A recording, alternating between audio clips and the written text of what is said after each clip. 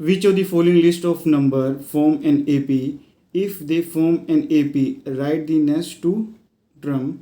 आपके पास 4 क्वेश्चन दिए गए हैं. सबसे पहले आपने बताना है कि गिवन क्वेश्चन AP है कि नहीं है. अगर होती है तो उसकी आपको 2 आगे की टर्म और लिख के बतानी है. सबसे पहले बात करेंगे हम क्वेश्चन से पहले कंडीशन फॉर AP के लिए. हम एक एग्जाम्पल के लिए AP ले लेते हैं. A1, A2, A3 और A4 एक हमारे पास कुछ लिस्ट ऑफ नंबर्स हैं. हमें इनका निकालने कॉमन डिफरेंस हम निकालते हैं. सबसे पहले मैं D1 ले रहा हूँ, A2 माइनस A1. जो आपके पास कॉमन डिफरेंस होता है वह डिफरेंस होता है 2 कॉन्जिटिव टर्म का, यानी कि A2 माइनस A1 होगा. अगर मैं A को ले लेता हूँ D2, वह होगा A3 minus A2, A3 minus A2. फिर मैं D3 ले लेता हूँ, वो मेरे पास होगा A4 माइनस A3.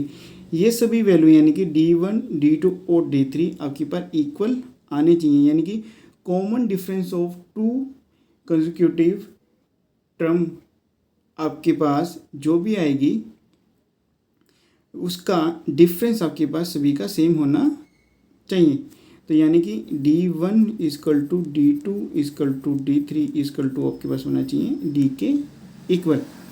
अगर ये तीनों वैल्यूएं आपस में बराबर आती हैं तो हम कह सकते हैं जो गिवन AP है वह आपके पास एक सीरीज ऑफ AP कहलाती है. अगर ये एक भी वैल्यू आपके पास बराबर नहीं आती है तो ये सीरीज ऑफ AP नहीं होगी. पहला पार्ट करते हैं, जो कि बस फर्स्ट पार्ट है. AP आपको दी गई है 4, 10, 16, 22. सबसे पहले हमने बताना है कि AP है कि नहीं है.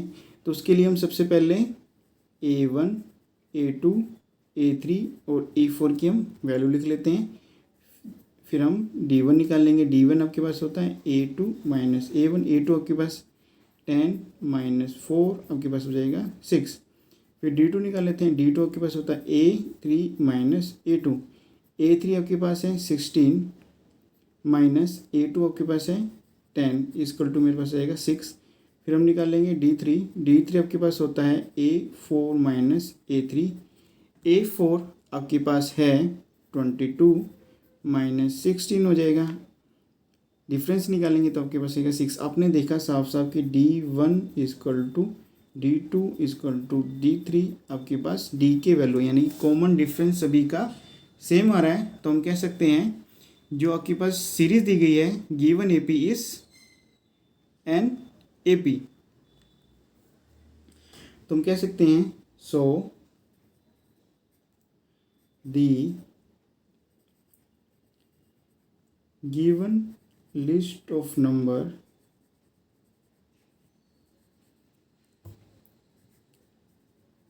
forms an AP with the common difference D is equal to 6.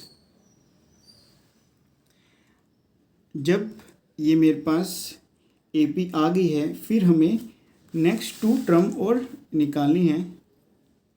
मतलब फर्स्ट पार्ट आपका हो गया. अब सेकंड पार्ट आपने करना है. अब मुझे पता है कि मेरे पास A4 तक वैल्यू है, यानी कि मुझे A5 भी चाहिए और A6 भी चाहिए. तो आपके पास A5 निकालने के लिए फॉर्मूला आता है आपके पास A4 plus common difference. A4 आपके पास है 22, कॉमन डिफरेंस आपके पास है 6 है, तो ये मेरे पास आएगा 28. फिर मुझे चाहिए A6 मेरे पास हो जाएगा A5 प्लस D. A5 आपके पास अभी आया है 28 प्लस 6, टोटल करेंगे तो आपके पास होगा 34. जो सेकंड पार्ट का आंसर आपके पास है 28 और 34, और फर्स्ट पार्ट का आंसर आपके पास D इक्वल टू 6. ये आपके पास है सेकंड पार्ट, फर्स्ट पार्ट का आंसर. ऐसे ही हम सेकंड क्वेश्चन भी कर लेंगे। सेकंड क्वेश्चन आपके पास है,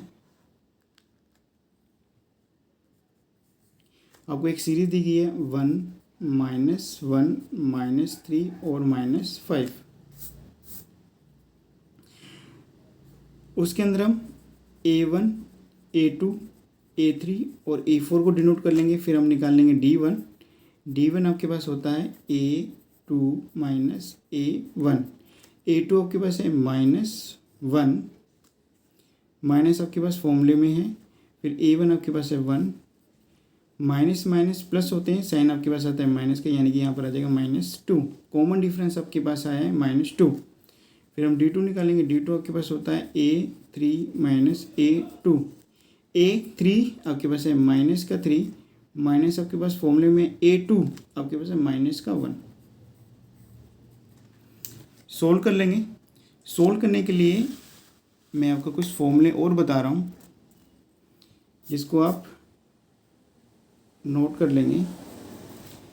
अगर मैं किसी प्लस को मल्टीप्लाई करता हूँ किसी प्लस के साथ, यानी प्लस नंबर को मल्टीप्लाई करता हूँ किसी प्लस नंबर के साथ, आपके पास आंसर आएगा प्लस में। किसी प्लस वैल्यू को मल्टीप्लाई करता हूँ किसी माइनस वैल्यू के साथ, आपका आंसर आएगा माइनस में। किसी माइनस वैल्यू को मल्टीप्लाई करता हूँ किसी प्लस वैल्यू के साथ, आपका आंसर आएगा माइनस में। किसी माइनस वैल्यू को मल्टीप्लाई करता हूँ किसी माइनस नंबर से, तो आपका आंसर आएगा प्लस में।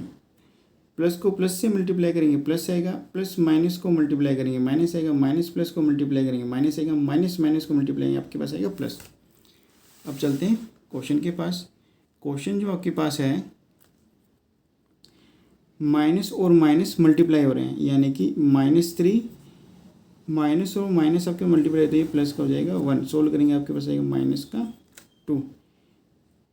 ऐसे हम निकालेंगे D3 आपके पास है A4 माइनस A3। A4 आपके पास है -5, माइनस आपके पास फॉर्मूले में है। फिर आपके पास A3 आपके पास -3 है। सोल्व कर लेते हैं। -5 फिर आ जाएगा +3। सोल्व करेंगे तो आपके पास आ जाएगा -2। आपने साफ साफ देखा कि D1 = D2 = D3 आपके पास है D के इक्वल। तो हम कह सकते हैं, so the given list of number form an AP with the common difference D = -2।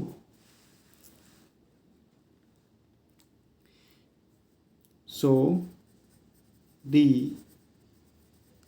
given list of number forms an AP with the common difference D = -2। अब ये एक AP फॉर्म हो गई है, तो आपको नेक्स्ट की 2 वैल्यू भी निकाल के बतानी है। ये तो मेरे पास फर्स्ट पार्ट का आंसर हो गया। अब मुझे सेकंड पार्ट का भी आंसर चाहिए, जो कि है राइट द नेक्स्ट 2 टर्म। तो मेरे पास A4 तक वैल्यू आ चुकी है। अब मुझे A5 चाहिए। A5 आपके पास होगा A4 + D। A4 आपके पास है -5 प्लस D आपके पास है -2। सोल्व कर लेंगे। -5 प्लस और माइनस आपके पास मल्टीप्लाई हो रहे हैं, प्लस और माइनस आपके पास मल्टीप्लाई हो तो आपके पास आएगा माइनस। तो यहाँ पर मेरे पास है -2। सोल्व करेंगे तो -7 आ जाएगा। और मुझे A6 चाहिए। A6 मेरे पास आएगा A5 + D। A5 हमने अभी निकाला है, -7 प्लस D आपके पास है -2 -7 प्लस माइनस मल्टीप्लाई हो रहे हैं आपके -2 आ जाएगा। सोल्व करेंगे -7 -2 -9। तो ये आपके पास हो गया सेकंड पार्ट का आंसर, और फर्स्ट पार्ट का आंसर अब कर चुके हैं। अब चलते हैं तीसरे पार्ट की तरफ। तीसरा पार्ट आपके पास कहता है कि आपको एक सीरीज़ दी गई है। सीरीज़ देने के बाद आपको सबसे पहले बताना कि AP है या नहीं। अगर होती है तो आपको अगली 2 टर्म भी निकाल के बतानी है। तो ये मेरे पास है थर्ड पार्ट। थर्ड पार्ट में आपके पास है -2 2 -2, 2 और -2, A1, A2, A3, A4 और A5।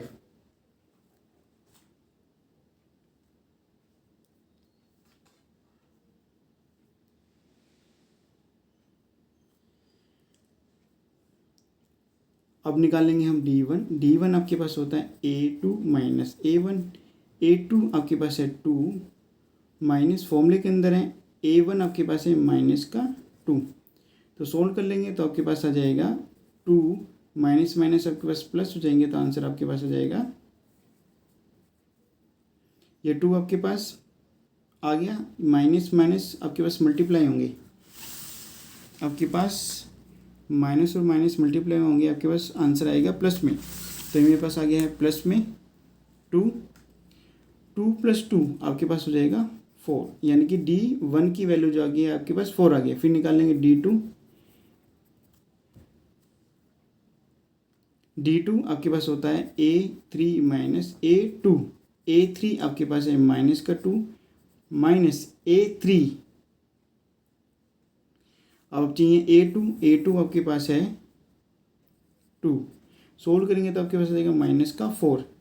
माइनस माइनस प्लस होते हैं, साइन आपके पास आता है माइनस का। आपने साफ साफ देखा कि D1 is not equal to मेरे पास D2 के। अब हमें पता लग गया है कि जो गिवन सीरीज है AP की वह एक AP नहीं है। हमें क्वेश्चन को इस फर्स्ट पार्ट तक ही छोड़ देना, अपने सेकंड पार्ट इसका नहीं निकालना है। तो हम कह सकते हैं so the given list of numbers